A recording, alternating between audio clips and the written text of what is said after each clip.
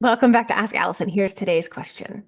I keep getting stopped by fear. I'm not usually a fearful person, maybe anxious, but starting a private practice terrifies me. So, before I dive into this, I want to thank Therapy Notes for sponsoring Ask Allison. I've talked about them for years. You probably know their features by heart now, too. But here's what really sets them apart: they genuinely care about your experience. They take the user suggestions and they make sure that you get what you want. It's not just troubleshooting. They really do implement these suggestions. So lately, that's been their new AI option, secure messaging, clinical outcome tracking, a smooth super bill process, these kinds of things. Everyone at Therapy Notes believes in the product and they want you to love it too. Plus, they're independently owned, which means no venture capital, no pressure to prioritize investors over customers. And this independence allows them to keep their prices fair, to focus on innovation, and to prioritize their customer experience.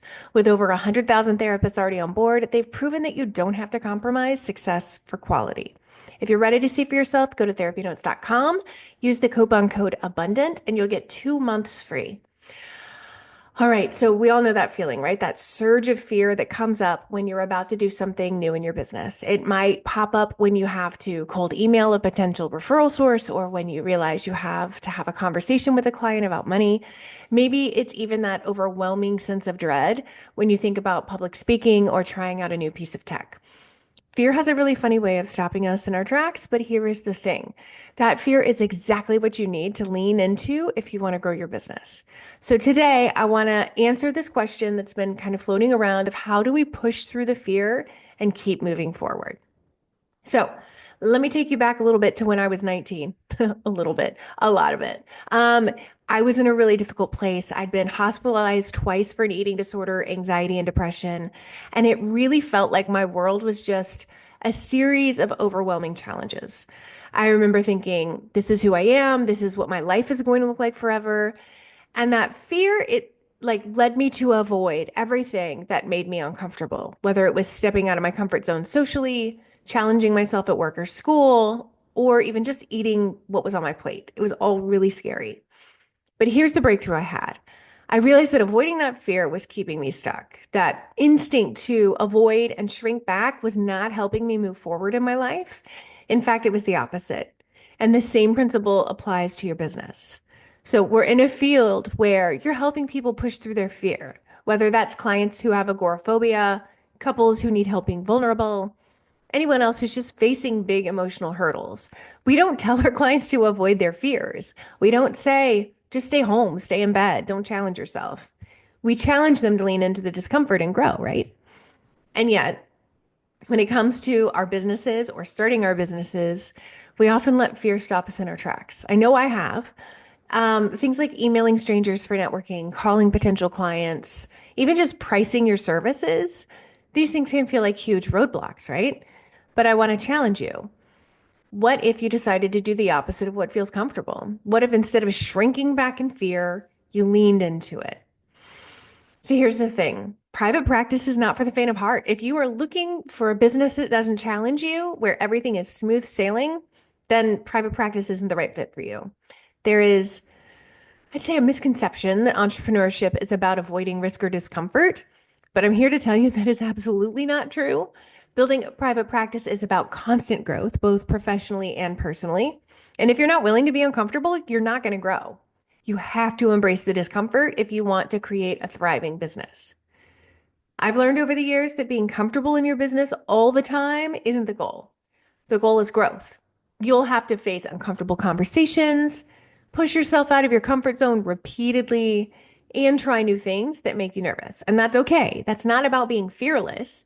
It's about growing a tolerance to fear and pushing forward anyway. I think it's really important to recognize that fear doesn't go away. For me, fear is something I face every day. I'm scared of something almost daily, and that's the reality. It doesn't matter how much you grow or how far along you get in your business, fear will always be there. So here's the difference. I've built up a tolerance to fear. I've gotten better at noticing when the fear arises, acknowledging it, and then moving forward anyway. I am not running away from it anymore. So instead of letting fear stop me, I've learned to use it as a signal to take action. Fear, in my experience, is a marker for growth. When I feel that surge, I know that it means I'm about to level up. So, for example, when I first started podcasting, I was terrified. Seriously. The idea of putting my voice out there for the world to hear made me want to crawl into bed and never come out. But guess what? I pushed through it. Within a few months, my podcast hit 20,000 downloads. It was a huge milestone. We have over 2 million listens at this point. I still get message from listeners telling me how much it's helped them grow their business. So, how do you push past fear? How do you actually move forward when you feel that uncomfortable pull to avoid it? Here's the key: run towards it, embrace it. Let it be your guide to personal and professional growth. For me, webinars were another huge fear. I don't know why I was terrified of hosting live webinars, but the idea of presenting in front of a live audience and answering questions on the spot at the time sounded so scary. I pushed myself to learn everything I could about webinars, and I did it anyway. Now, webinars don't faze me at all. And they've helped me grow in my business in ways I didn't expect. So when you lean into fear, you're opening yourself up to new possibilities. And that's the really cool part. So fear is not something to avoid. It is not a sign that you're on the wrong path. In fact, it's a sign that you're on the verge of something big.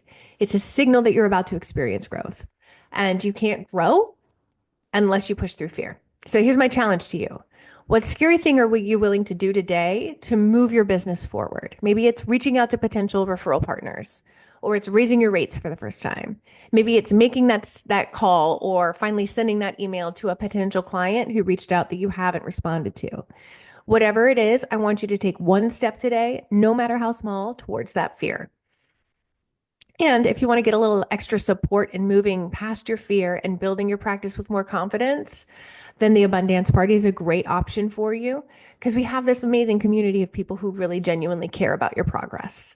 We also have a free worksheet today, Common Fears and My Responses.